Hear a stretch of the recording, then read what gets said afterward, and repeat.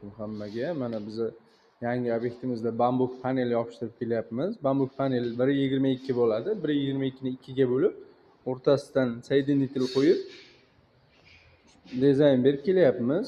Mana bu 61 bu ham bo'lingan. Undan keyin 4 ta taroq tashalgan.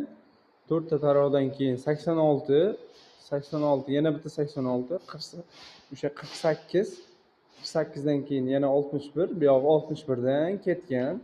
Hali ozroq chala ishlarimiz bor.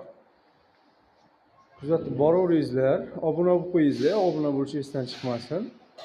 Sifatli ishlarni buni narxiga keladigan bo'lsak, narxi kvadratiga 35 ming so'mdan bo'lyapti. Mana bunaqa rozetka joylari ham mana точный qilib bittaga bitta ochilgan joylariga, mana o'zining joyiga. Shunaqa akkuratniy qilib ochiladi hammasi.